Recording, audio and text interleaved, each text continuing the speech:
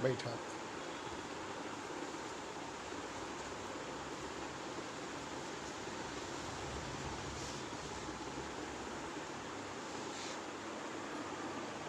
वसुदेवसुतं देवं कंसचाणूरमर्दनं देवकी परमानन्दं कृष्णं वन्दे जगद्गुरुं। मूकं करोति वाचालं पङ्गुं लङ्घयते गिरिं यत्कृपातमहं वन्दे परमानन्दमाधवम्। अज्ञानतिमिरान्धस्य ज्ञानाञ्जनशलाकया चक्षुरोन्मीलितं येन तस्मै श्रीगुरवे नमः। योऽन्तः प्रविश्य मम वाचमिमां प्रसुप्तां सञ्जीवयत्यखिलशक्तिधरः स्वधाम्ना। अन्याश्च हस्तचरणश्रवणत्वगादीन् प्राणान् नमो भगवते पुरुषाय तुभ्यं। प्राणान् नमो भगवते पुरुषाय तुभ्यम्।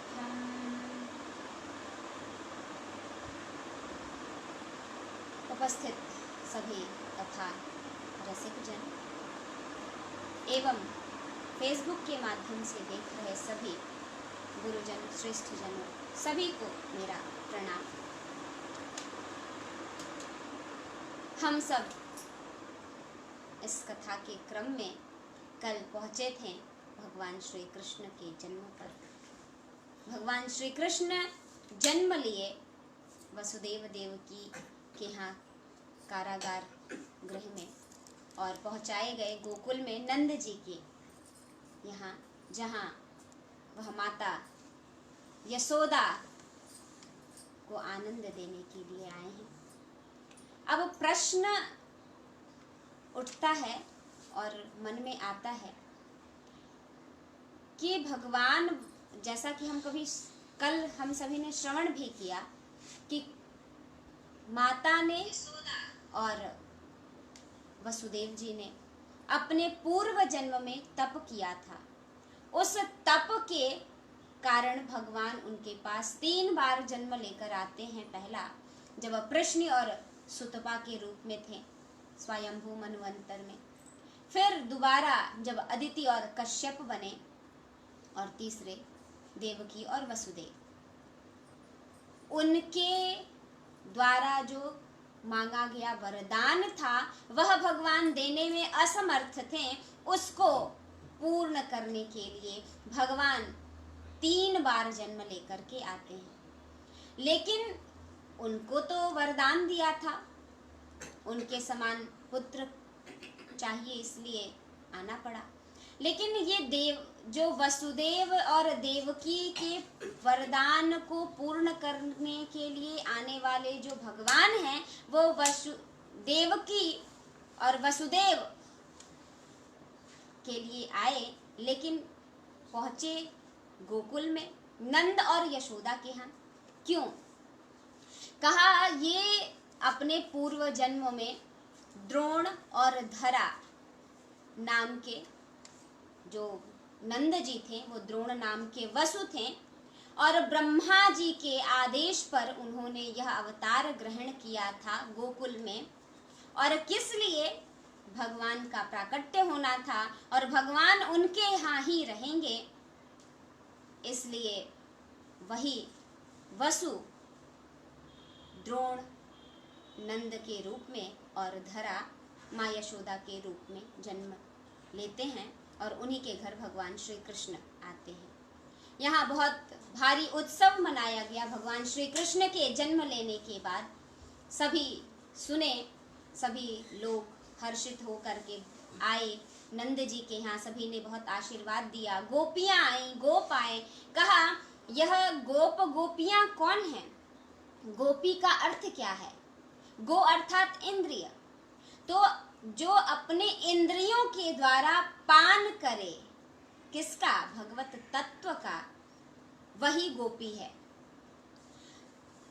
तो वही गोपी है। अब ये गोपियां हैं कौन? कहा जो ऋषि मुनि भगवान का तप करते करते, भगवान के दर्शन की प्रतीक्षा करते करते बहुत युगों से रह रहे थे, उनको पता लगा कि भगवान जन्म लेकर के, अवतार लेकर के आने वाले हैं, तो वह सभी अपना रूप धारण करके वही ऋषि मुनि गोप गोपी बन करके आ गए गोकुल में और प्रभु का साक्षात दर्शन प्राप्त कर रहे हैं। पता लगा कि भगवान जन्म लिए हैं, सभी सज धज करके चले, बहुत सुंदर श्रृंगार किया, मुख पर लेप लगाया, आंखों में अंजन लगाया। कहा यह सब किया क्यों? भगवान के दर्शन के लिए। यह गोकुल जहां पे दर्शन के लिए इतने सारे कार्य किए जा रहे हैं, वहीं कंस जिसको वैराग्य आ गया था, जो क्षमा याचना कर रहा था देवकी और वसुदेव के चरणों में, वह गया। वसुदेव ने उनको क्षमा दान दिया, कहा कोई बात नहीं, जो होना होता है वह अवश्य होता है, हम इसमें आपकी कोई गलती नहीं मानते, जाइए। वह गया और अपने मंत्रियों से उसने विचार विमर्श किया। विचार विमर्श किया, क्या किया जाए, ऐसी ऐसी घटना हो गई। वह जो लड़की थी, कन्या थी, वह आकाश में उड़ गई और उसने ऐसी घोषणा की कि तुम्हें जो मारने वाला है वह जन्म ले चुका है, तो अब मुझे क्या करना चाहिए? मंत्रियों ने कहा क्या करना चाहिए? उपाय एकमात्र है, उसको खत्म करना है। कैसे? तो उसके लिए क्या किया जाए? कहा जितने बच्चे जन्म लिए हों सबको मार दिया जाए, सबको मार दिया जाए। कंस ने कहा ठीक है।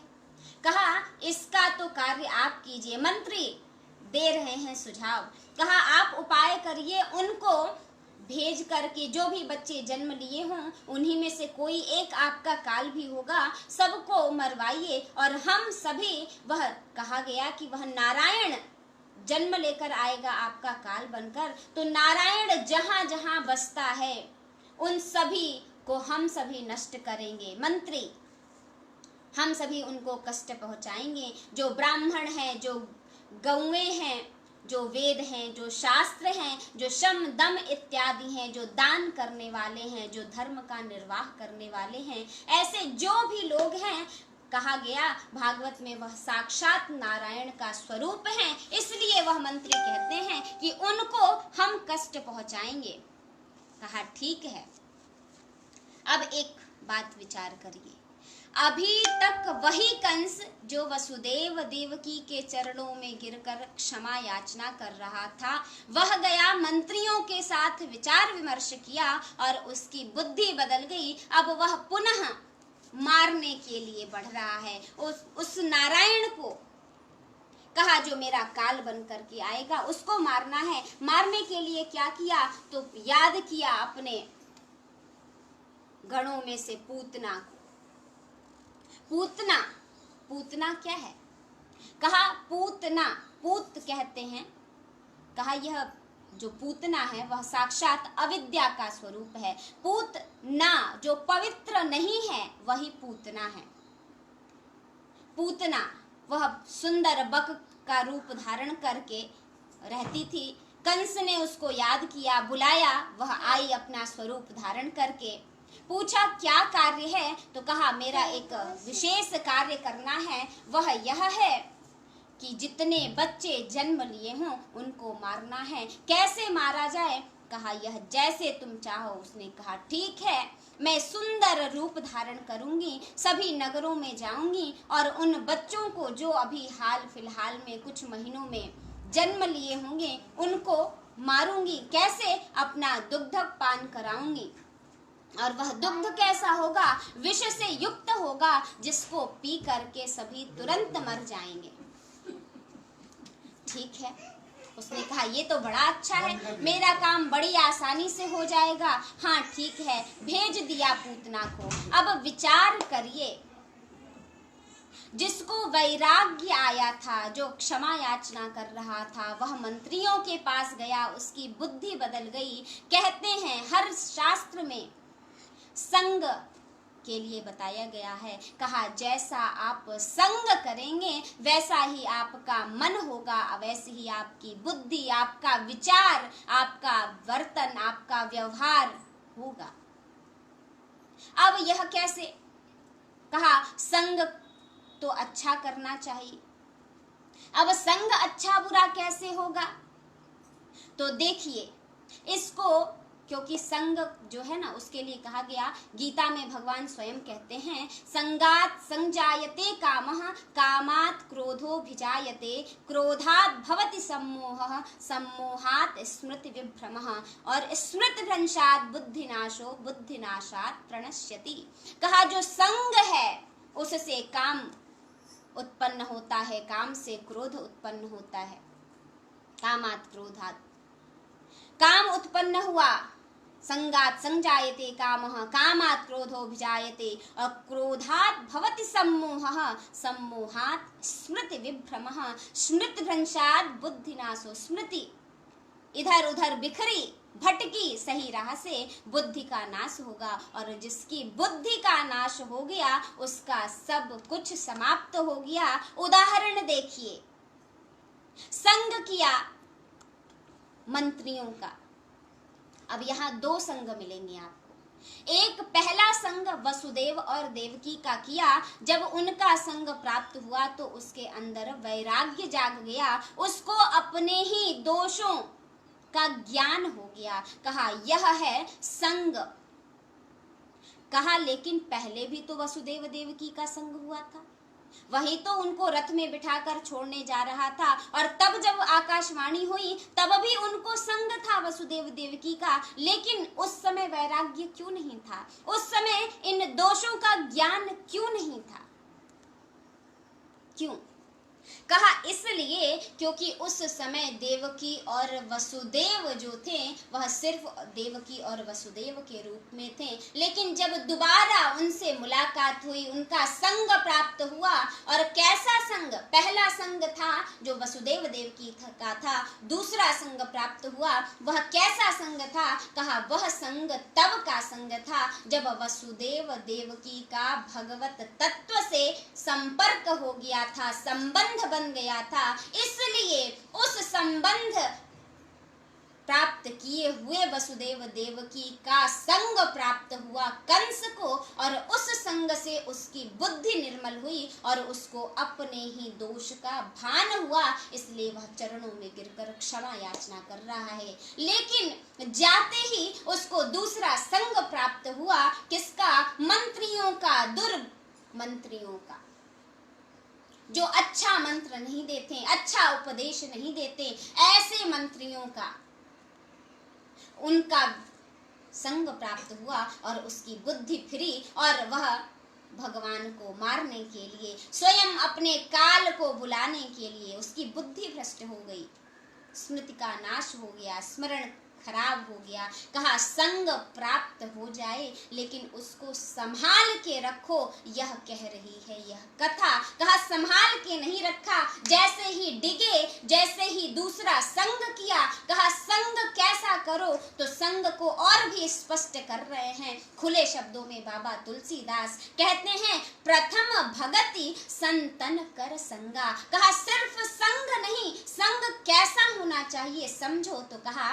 कि प्रथम भक्ति यही है कि भगवान को प्राप्त करने के लिए संग करो। वह चाहते तो सिर्फ संग शब्द को ले सकते थे, हम सब तो यही कहते हैं संग करना, लेकिन वह संग कैसा स्पष्ट करने के लिए कहा सज्जनों का, संतों का संग करो, वही तुम्हारी पहली भक्ति होगी। जैसा संग करेंगे वैसे आचार व्यवहार, वैसे शब्द श्रवण करेंगे और उन्हीं का असर हमारे ऊपर होगा। इसलिए जब वह कंस संग करता है उन मंत्रियों का, दुष्ट मंत्रियों का, दुष्ट कौन है? कहा जो दोष युक्त है वही दुष्ट है। ऐसे मंत्रियों का संग किया, उसकी बुद्धि पलटी और उसने पूतना को कह दिया कि जाओ जितने भी बालक, अब देखिए बुद्धि पलटी तो क्या क्या करता है।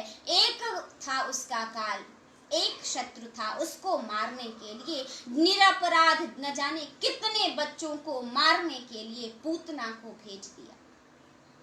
पूतना कहती है ठीक है मैं जाऊंगी। पहुंची, भगवान विचार कर रहे हैं, वह अनेक घरों में जा रही है, छोटे बच्चों को उठा रही है। उन्होंने कहा, योग माया को आदेश दिया कि योग माया यह न जाने कितने लोगों को, कितने मेरे भक्तों को मार देगी, इसलिए इसके बुद्धि पर सवार हो और इसको सीधे मेरे पास ले आओ।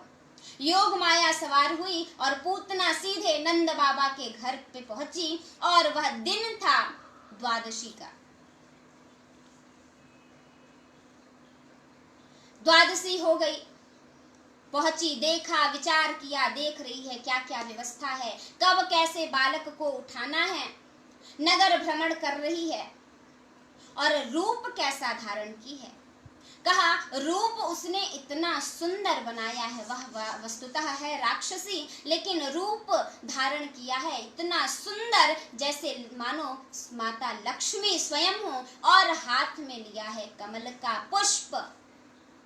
गांव में लोग देख रहे हैं तो कह रहे हैं, लगता है, सुना है कि नारायण साक्षात जन्म लिए हैं, तो मानो लक्ष्मी उनसे मिलने के लिए स्वयं रूप धारण करके आ रही हैं। ऐसी भ्रांति हो रही है, ऐसा सम्मोहन हो रहा है लोगों की दृष्टि में, क्योंकि भगवान को लीला करनी है। योग माया का सब प्रभाव है लोगों की दृष्टि में, वह लक्ष्मी दिख रही है और करने क्या काम आई है, भगवान को मारने। भगवान को जन्म लेने के बाद 6 दिन हो गए थे, छठी मनाई जाती है, सभी उत्सव मना रहे हैं, भगवान पालकी में हैं। माता ने बड़ा सुंदर श्रृंगार किया, उनको दुग्ध पान कराया और उनको दुग्ध पान करा करके सोने के लिए पालने में रख दिया। भगवान आंख बंद करके लेटे हुए हैं, पूतना आई, दर्शन कर रही है। अब दर्शन कर रही है, क्यों कहा, यह आगे की कथा से प्राप्त होगा।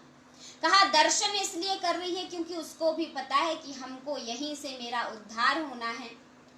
लेकिन यहाँ जो भगवान नेत्र बंद करके, क्योंकि भगवान तो भेजे हैं योग माया को कि जाओ सीधे मेरे पास ले आओ, तो भगवान को तो प्रतीक्षा करनी चाहिए कि अब पूतना आ जाएगी, लेकिन भगवान नेत्र बंद करके आराम से सोए हुए हैं।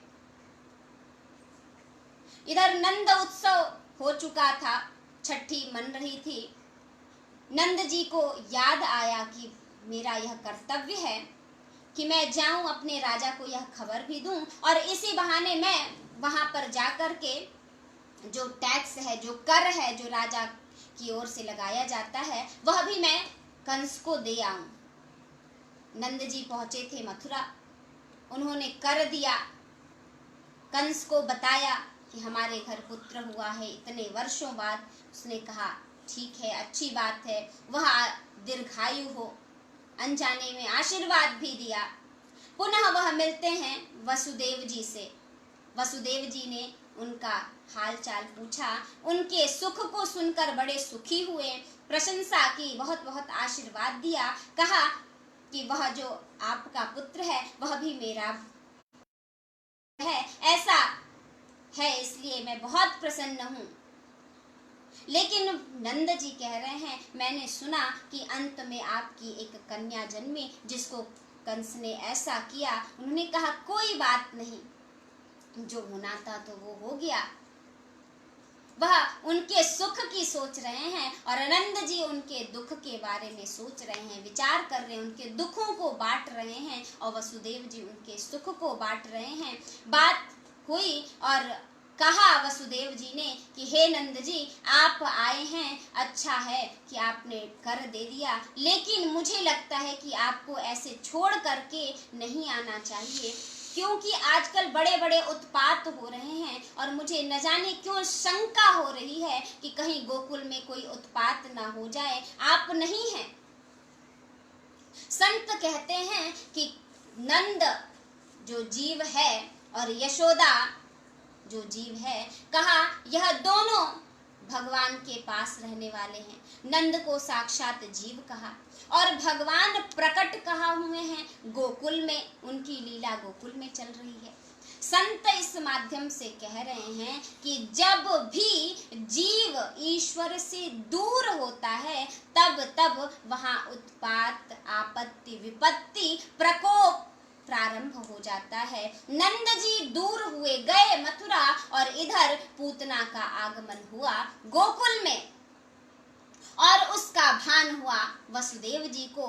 वसुदेव जी की वाणी सुनी, कहा यह जो वाणी है उस पर विचार करना चाहिए। शब्द ब्रह्म होता है, वह ऐसे ही नहीं निकलता, कहीं यह सत्य ना हो। वह जल्दी जल्दी आ रहे हैं, गोकुल पहुंचना चाह रहे हैं, और सदैव मार्ग में पूरे रास्ते भर वह ईश्वर का ध्यान करते जा रहे हैं। वह प्रभु से प्रार्थना कर रहे हैं कि हे प्रभु, यह वसुदेव जी ने जो शंका की हो ऐसा कुछ ना हो, संपूर्ण गोकुल की रक्षा करना। भगवान ने कहा कि पिताजी, मेरे बाबा नंद तो वहां है मथुरा में, लेकिन उनको चिंता गोकुल की है। तो जब जीव मेरा ध्यान करता है तो मैं भी उसका कल्याण करने के लिए रहता हूँ। पूतना रूपी विघ्न आया गोकुल में, पूतना आई भगवान को उठाने के लिए। भगवान नेत्र बंद करके सोए हुए हैं। संत कहते हैं वह सो नहीं सकते, वह तो प्रतीक्षा कर रहे हैं, लेकिन नेत्र क्यों बंद किया है, इसकी बड़ी बड़ी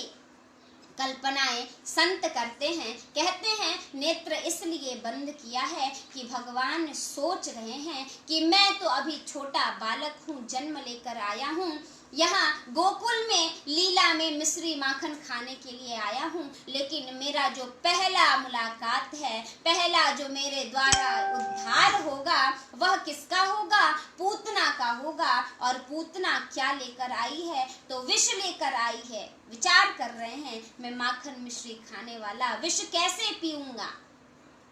दूसरे संत कहते हैं नहीं नहीं, इसलिए किया है कि वह जो पूतना है वह अगर भगवान को देख ले और भगवान उसको देख ले, नेत्र से नेत्र का मिलन हो जाता, तो पूतना को भी भगवान के नेत्रों से मिलन होने के कारण ब्रह्म ज्ञान हो जाता, और जैसे ही ब्रह्म ज्ञान होता तो उसको भगवान के स्वरूप का भान हो जाता, वह दर्शन प्राप्त कर लेती। तो वह जो लीला भगवान करने आए हैं वह नहीं हो पाता, इसलिए भगवान ने नेत्र बंद किए हैं। दूसरे संत कहते हैं नहीं नहीं, भगवान ने नेत्र इसलिए बंद किए हैं, सोच रहे हैं कि मैं आया हूँ और मैं ईश्वर हूँ, मैं नारायण हूँ, और नारायण कहते हैं, भगवान कहते हैं कि मैं उसी को अपना दर्शन देता हूँ जो स्वच्छ निर्मल हृदय वाला होता है, जिसके अंदर छल कपट नहीं होता, जिसके अंदर दिखावा नहीं होता। यह जो पूतना मासी है भैया, मैया है, वह तो अंदर से कुछ और हैं, स्वरूप कुछ और बनाया है और कार्य कुछ और करने आई हैं। विचार करिए, देखने में लक्ष्मी का रूप धारण करके आई है, अंदर से है राक्षसी और कार्य माता का करने आई है। प्रभु सोच रहे हैं नेत्र बंद करके कि ऐसे आए हुए को कौन सी गति देनी चाहिए, इसलिए नेत्र बंद किया है। दूसरे संत कह रहे हैं नहीं नहीं, इसलिए नहीं बंद किया है। क्यों बंद किया है? कहा वह नेत्र बंद करके विचार कर रहे हैं कि यह जो मेरे लिए आई है, मुझे मारने के लिए, मेरे प्रति द्वेष भाव लेकर आई है, उसको मैं कौन सी गति दूं, और अगर इसको अच्छी गति दूं तो यह जो गोकुलवासी जो मेरे लिए प्रेम मुझसे करते हैं, जो मेरी भक्ति करते हैं, उनको मैं कौन सी गति दूंगा।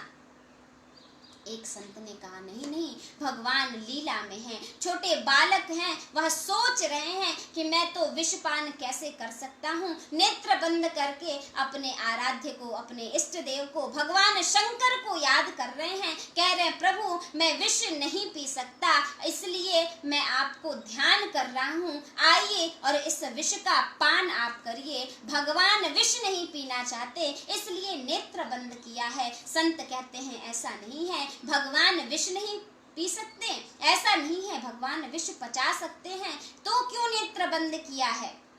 कहा भगवान डर गए हैं कि इस रूप को मैं ना देख लूं। भगवान डर इसलिए दिखा रहे हैं कि जब व्यक्ति किसी ऐसे स्वरूप का दर्शन भी कर ले तो उसमें वैसे ही गुण आने लगते हैं, तो कहीं मैं इससे मोहित ना हो जाऊं, अपनी लीला संपन्न ना कर पाऊं, इसलिए भगवान नेत्र बंद किए हैं। कहा ये भी कारण नहीं है, भगवान डर नहीं सकते। क्यों बंद किया है? कहा भगवान ने नेत्र भी नहीं बंद किए हैं। ईश्वर अपनी लीला जानते हैं, उनके नेत्र ये जानते हैं कि अगर इसको भगवान देख भी लेते हैं, भगवान की दृष्टि भी इस पूतना पर पड़ जाती है, तो भगवान के ये जो दो नेत्र हैं, एक सूर्य है और एक चंद्र है, कहा भगवान इसको ब्रह्मलोक की प्राप्ति कराने वाले हैं। इसलिए नेत्र जो हैं स्वयं अपने पलकों को गिराकर बंद हो गए हैं कि ब्रह्मलोक को जाने का जो मार्ग है वह सूर्य लोक और चंद्र लोक होकर जाता है। मैं खुला ही नहीं रहूंगा, इसको मार्ग ही नहीं मिलेगा, यह जा ही नहीं पाएगी, इसलिए वह नेत्र बंद हो गए हैं। फिर कहा कि भगवान यह भी नहीं सोच रहे, भगवान तो यह सोच रहे हैं कि ऐसे को क्या गति देनी चाहिए, उसके कर्मों का विचार कर रहे हैं। इसने कौन कौन से कर्म किए हैं, ऐसे कौन से कर्म किए हैं, क्योंकि यह तो राक्षसी है, लेकिन इसको मेरा सानिध्य प्राप्त होगा, भैया गोद में उठाएगी, तो ऐसा कौन सा पुण्य कर्म किया है कि इसको गोद में उठाने का अवसर प्राप्त हो रहा है। कर्म, गीता में कर्म कहा गया, कर्म है, कर्म की जो कर्म का विभाग है वह 3 प्रकार से किया गया, कर्म, विकर्म और अकर्म। कहा जो हम करते हैं वह कर्म है, निष्काम भाव से किया जाने वाला कर्म होना चाहिए। विकर्म जो निषिद्ध कर्म है, जिसको नहीं करना चाहिए, वह विकर्म है। और निष्काम भाव से किया जाने वाला कर्म, एक साधारण कर्म जो सकाम करते हैं, एक निषिद्ध कर्म और एक निष्काम भाव से किया जाने वाला कर्म।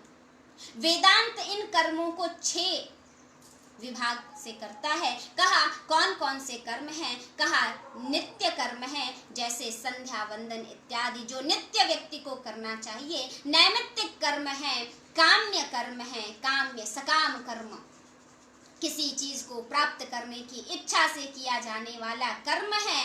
और कहा निषिद्ध कर्म है, और फिर प्रायश्चित्त कर्म है, और फिर उपासना कर्म। इस प्रकार से 6 भागों में विभक्त किया कर्म को। भगवान विचार कर रहे हैं इसने ऐसा कौन सा कर्म किया है जो इसको यह पुण्य का अवसर प्राप्त हो रहा है। कहा भगवान नेत्र इसलिए बंद किए हैं कि अगर वह नेत्र खुले रहेंगे तो वह उनको जान लेगी, तो भगवान की प्राप्ति हो जाएगी, फिर लीला नहीं होगी। कहा संतों ने ऐसा हो ही नहीं, भगवान को तो वही जान सकता है जिसको भगवान चाहे कि वह जाने। और कौन जान सकता है? बाबा तुलसीदास लिखते हैं, सोई जाने जही देव जनाई। जिसको आप जनाना चाहते हैं, अपने स्वरूप का ज्ञान कराना चाहते हैं, वही आपको जान सकता है। गीता जब महाभारत का युद्ध हो रहा था, गीता का उपदेश दिया अर्जुन को, फिर भी विषाद बना रहा, दुख बना रहा। कहा जब ईश्वर से कहा अर्जुन ने कि आप मुझे अपने स्वरूप का ज्ञान कराइए, दर्शन कराइए, तब भगवान ने उनको दिव्य दृष्टि दी। कहा बिना दिव्य दृष्टि के भगवान का दर्शन अर्जुन को, जो सतत सानिध्य प्राप्त करता था, उसको भी प्राप्त नहीं हो सकता था। इसलिए पूतना कैसे प्राप्त कर सकती थी? तो भगवान तो चाहते नहीं दर्शन कराना। फिर कहा तो भक्त भी चाहे, अर्जुन ने चाहा। बाबा जो कबीरदास हैं वो लिखते हैं कि व्यक्ति जैसा यत्न करता है वैसा ही फल पाता है। तो जैसा यत्न करेगा वैसा फल पाएगा। तो पूतना का तो यहाँ कोई यत्न ही नहीं है भगवान को जानने के विषय में, तो कैसे उसको भगवान का दर्शन प्राप्त होता? ऐसे अनेक प्रकार की बातें कर रहे हैं। अंत में बताया कि भगवान उसके कर्मों को ध्यान कर रहे हैं, तो देखा कि यह जो पूतना है, यह पूर्व जन्म में जब मैं वामन बना था, उस समय जब गया राजा बलि के पास उनसे मांगने वामन बन करके, तब वहां यह पूतना जो है राजा बलि के पुत्र के रूप में, रत्नमाला के रूप में थी। और जब उसने भगवान को देखा, वामन जी को देखा, उनका दर्शन प्राप्त किया, तो उसके मन में इच्छा प्रकट हुई कि हे ईश्वर, काश ऐसा होता कि मेरे पास भी ऐसा तेजस्वी बालक होता। तो भगवान कहते हैं उसने शुद्ध चित्त से वामन जी को देख करके उन जैसा पुत्र प्राप्त करने की इच्छा प्रकट की थी, इसलिए उसको भगवान का सानिध्य प्राप्त हुआ। लेकिन वह तो पुत्र चाहती थी, फिर मारने क्यों आई? कहा जब राजा बलि की अब ऐसी स्थिति हुई भगवान वामन के कारण, तो उसके मन में रोष आया कि मैं इसको मार देती। तो वह भी इच्छा भगवान पूर्ण कर रहे हैं। एक साथ उसी रोष को लेकर के मारने भगवान को वह पूतना आई है। दोनों कार्य एक साथ, उसने उठाया, दुग्ध पान कराया, भगवान नेत्र बंद किए हैं और पहले भगवान शंकर ने प्राप्त किया, उस विष को पान किया, फिर भगवान ने दुग्ध पान किया और दुग्ध पान करते करते पूतना के प्राणों का भी पान करना प्रारंभ कर दिया। पूतना के प्राणों को जब भगवान खींच रहे हैं, उनका पान कर रहे हैं, उसको वेदना हुई, बड़ी भारी वेदना हुई। वह चिल्ला उठी, छोड़ दो सा मुंच मुंचाल मित प्रभाषणी। 2 बार कहा मुंच मुंच। संत कहते हैं 2 बार क्यों कहा? कहा छोड़ दो, ऐसा भी कह सकती थी। कहा उसने कहा यह नहीं कहा कि छोड़ दो, वह कहती है हे ईश्वर, इह लोक से और परलोक से, दोनों जगह से छुड़ा दो, अर्थात अपने धाम को प्राप्त करा दो। इसलिए भगवान कह रहे हैं उत्तर में कि हे मैया, तू मुझे दुग्ध पान कराने आई है, मैं दुग्ध पान कर रहा हूँ, तो आई तू है मेरे लिए, तो मैं तेरे पास नहीं गया, तूने मुझे अपनी गोद में उठाया। जब पहले तूने पकड़ा है, तो मेरी माता ने मुझे सिर्फ पकड़ना सिखाया है, छोड़ना नहीं। इसलिए मेरा कार्य सिर्फ पकड़ना है, और जिसको मैं एक बार पकड़ लेता हूँ उसको ऐसे छोड़ता नहीं, उसको छोड़ता हूँ तो उसका उद्धार करा के सदैव अपने पास ही रखता हूँ, इसलिए मैं छोड़ नहीं सकता। पूतना वेदना में चिल्ला रही है, छोड़ दो, कष्ट हो रहा है। कष्ट के साथ उड़ गई भगवान को लेकर के आकाश मार्ग में। उस पूतना को वेदना के कारण वह लक्ष्मी रूप का त्याग हुआ। भगवान कहते हैं मैं किसी को तब तक उद्धार नहीं करता, तब तक अपने चरणों में शरण नहीं देता, जब तक वह अपने वास्तविक स्वरूप में नहीं आता। उनको भगवान को छल कपट अच्छा नहीं लगता, इसलिए पूतना अंत समय में चिल्लाते हुए अपने स्वाभाविक रूप में, राक्षसी रूप में, विराट रूप में आई, और विराट रूप में आते ही उस वेदना के साथ भगवान ने कहा इसका उड़ना जरूरी है। अगर गोकुल में गिरी तो इसका जो विराट स्वरूप है, जब गिरेगा तो गोकुल नष्ट हो जाएगा। इसलिए उड़ते उड़ते भगवान ने वहां उसके अंतिम प्राण लिए, जहां पूरा बगीचा था, वृक्ष ही वृक्ष थे, और वहां भगवान ने उसके प्राणों को लिया और पूतना नीचे धड़ाम से गिरी वृहद रूप में।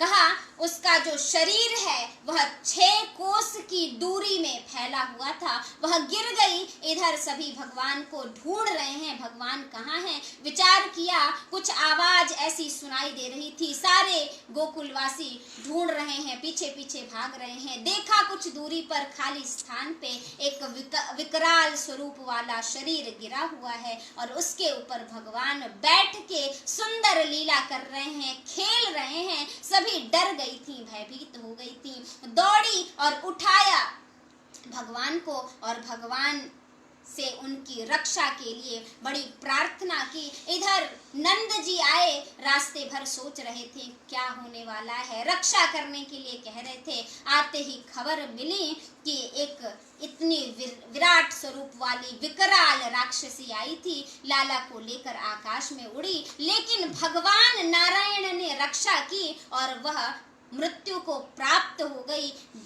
जो नंद जी हैं और गोकुलवासी हैं वह सभी कह रहे हैं नारायण की बड़ी कृपा है, उनका धन्यवाद ज्ञापन कर रहे हैं। यशोदा जी आई, लिया अपने बालक को, लाला को गोद में, और ले जा करके उनको गौमूत्र से स्नान करा रही हैं।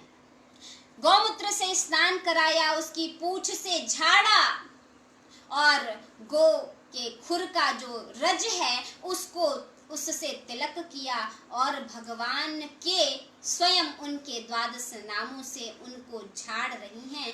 रक्षा मंत्र है, बाल रक्षा मंत्र, उससे झाड़ रही हैं। कह रही हैं भगवान ऋषिकेश तुम्हारी रक्षा करें, भगवान नारायण तुम्हारी रक्षा करें, भगवान उपेंद्र तुम्हारी रक्षा करें। इस प्रकार 12 नामों से भगवान का रक्षण किया। एक एक अंग का चिंतन कर रही हैं, एक एक अंग के रक्षा के लिए प्रार्थना कर रही हैं। कहा यह जो पूतना की कथा है वह इसीलिए आई है, जो भगवान ने इतनी बाल लीलाएं की, छोटे छोटे अपने स्वरूप में इन जो तिनके के समान राक्षसों को मारा, उसमें सबसे पहले पूतना को मारा और पूतना को मारने का ही जो फल है, अर्थात पूतना की जो कथा है उद्धार की, उसका यही फल है कि भगवान के एक एक अंग का चिंतन किया गोपियों ने। गोपियां कौन है? भक्ति मार्ग की आचार्याएं हैं और उनके द्वारा भगवान की रक्षा के लिए उनके एक एक अंग का चिंतन करते हुए उनसे प्रार्थना की जा रही है।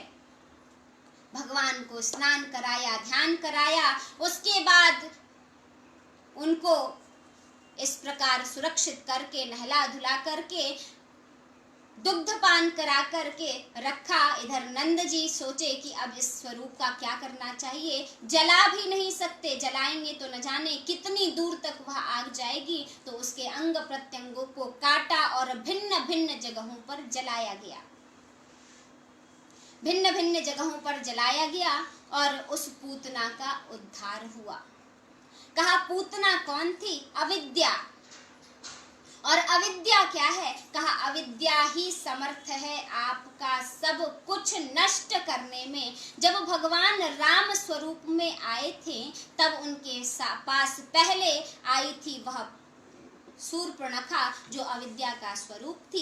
वहां भगवान ने उसको देखा तक नहीं, उसके सभी प्रश्नों का उत्तर माता जानकी का दर्शन करते हुए दिया था। लेकिन जब यहाँ वही अविद्या आ गई बाल लीला में ही, भगवान ने कहा अभी तो मेरे पास राधा रानी भी नहीं है, तो आंख बंद करके बिना देखे उसका उद्धार किया। भगवान कहते हैं मैं भी इस अविद्या से नहीं बच सकता, इसलिए नेत्र बंद किया था।